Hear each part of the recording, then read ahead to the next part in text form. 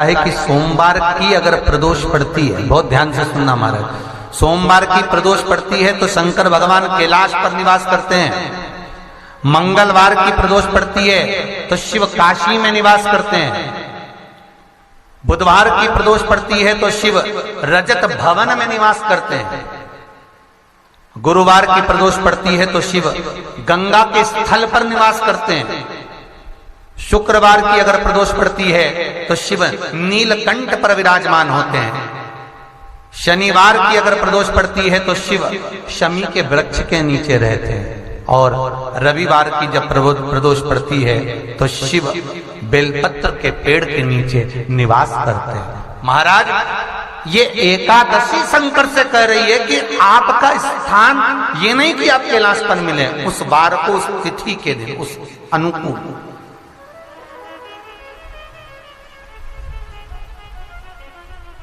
हमारे यहां कहते हैं सोमवार की जो प्रदोष पड़ती है वो इच्छा पूर्ति करती है। मंगलवार की प्रदोष रोग से मुक्ति देती है। बुधवार की प्रदोष कामना की पूर्ति करती है।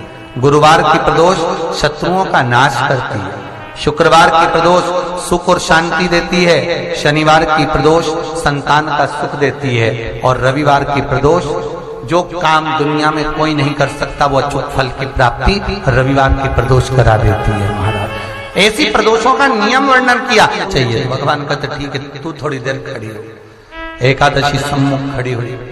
पार्वती जी ने जिस अंगुष्ठ का जल पीने के लिए लिया था हाथ में, बस पीने ही वाली थी, शंकर भगवान ने वही हाथ में जल लेकर एकादशी के हाथ में उसको देकर कहा, ले, ये मेरे द्वारा निर्मित एक व्रत है जिसे त्रयोदशी के दिन तूने मांगा है, मैं तुझे देता हूं।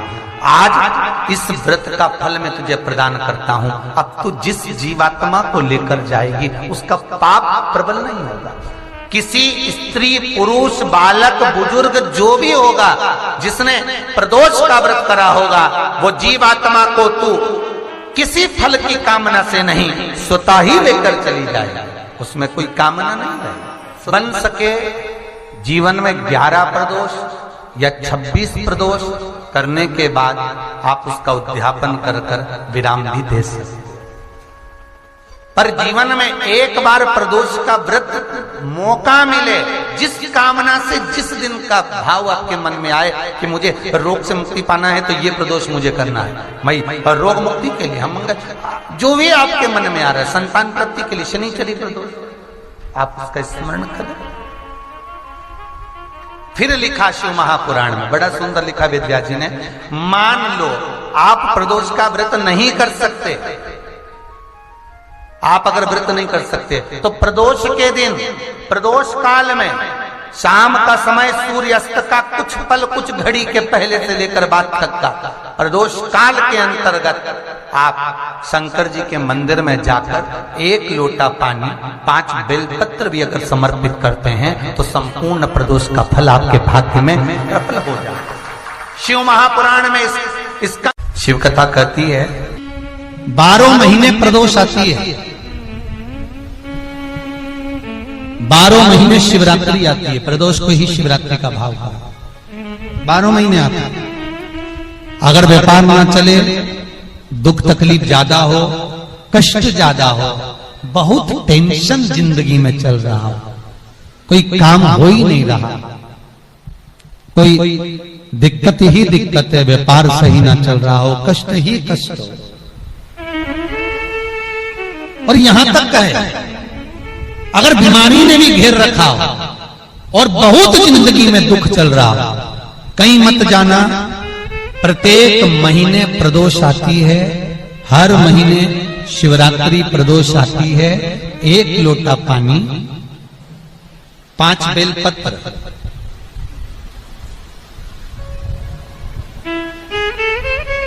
5 बेलपत्र, 1 शमी पत्र,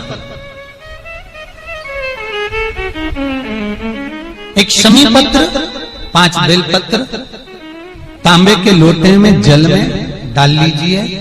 7 दाने अक्षत के, आखे अक्षत के डाल लीजिए। और प्रदोष काल में, प्रदोष काल जो शाम का समय होता है, प्रदोष काल में भगवान शंकर के मंदिर जाकर पांव में चप्पल पहनकर ना जाइए, घर में घी का दिया लगाकर कलश लेकर शिव के मंदिर में चले जाइए। शिव मंदिर में दिया नहीं लगाना है, आपको केवल घर में दिया लगाकर जाना है। और शंकर जी के मंदिर में वो ऐसा कैसा ही पानी पूरा उंडेल कर डालकर शिवलिंग पर आ जाइए, झोली पसार कर प्रणाम करिए। शंकर की देहली पर 2 मिनट बैठकर ओम नमः शिवाय का स्मरण कर लीजिए। ओम नमः शिवाय भी आपको बोलना बताया था कि सौभाग्यवती नारी स्त्री नमः शिवाय ओम बोले और पुरुष ओम नमः शिवाय बोले। अगर पति और पत्नी दोनों बैठकर जाप कर रहे हैं तो दोनों ओम नमः शिवाय बोल सकते हैं, पर नारी अगर अकेले बैठकर स्मरण कर रही है तो नमः शिवाय ओम। आप जब नमः शिवाय ओम बोलना चालू करेंगे तो ओम अपने आप ही आगे आ जाएगा। बोल कर देखिए, नमः शिवाय ओम, नमः शिवाय ओम, नमः शिवाय ओम, नमः शिवाय ओम, नमः शिवाय, नमः शिवाय से चालू करा, ओम अपने आप आगे आ जाएगा। पर पुरुष जब जब जाप करे ओम नमः शिवाय बोले। पति पत्नी दोनों बैठकर जाप कर रहे हैं तो ओम नमः शिवाय बोल सकते। केवल स्त्री जाप कर रही है तो नमः शिवाय ओम, नमः शिवाय ओम, नमः शिवाय ओम, नमः शिवाय ओम, नमः शिवाय ओम अपने आप आ जाएगा। स्मरण 5 बार, 3 बार, 7 बार कुछ देर शिव के मंदिर में प्रदोष काल में, प्रदोष के समय पर, प्रदोष के दिन बैठकर शिव नाम का जाप करें। जल का पात्र वापस घर में ले आए और बड़े प्रेम से अगले महीने फिर प्रदोष के दिन, फिर प्रदोष काल में शिव के द्वारे जाए, फिर विनती करें, कहीं मत जाना, केवल शंकर की शरण में जाना, उससे कहना, उससे निवेदन करना, मुझे विश्वास है मेरे शंभु पर। स्कंद पुराण कहती है, शिव महापुराण कहती है, अगर आपने 2 या 3 या 4 प्रदोष ही कर लिए तो मेरा महाकाल बाबा आपकी झोली तो भर ही देगा खुशी से। 2, 3, 4 बस बहुत, पूरे साल की तो आप करना, छोड़ना मत। अगर बाबा देवी दे तो पूरा साल तो करना ही करना, बीच में नहीं छोड़ना बाबा। कई बार स्त्रियां सोचती हैं कि बीच में रजस्वला धर्म जाता है तो हम नहीं जा सकते, तो घर का कोई व्यक्ति जाए, पर करना सब पूरे महीने की, मतलब हर महीने में एक बार कैलेंडर में जाके निशान लगा लो, लिखा हुआ रहता है प्रदोष, निशान लगा लो कि इस दिन मुझे जाना है शिव मंदिर, नमन करना, अपनी दिल की बात बाबा भोलेनाथ से कहना, अपने मन का बात मुझे शिव से कहना, बस विचार कर लिया। और मैं निवेदन करूंगा, जितने लोग जल चढ़ाएंगे और दिल से अगर आपने मांगा है तो बाबा आपको इतना धन तो जरूर देगा कि एक बार शिव महापुराण आप भी कराएंगे, ये पक्का। बाबा इतना तो देगा, ये विश्वास से कहता।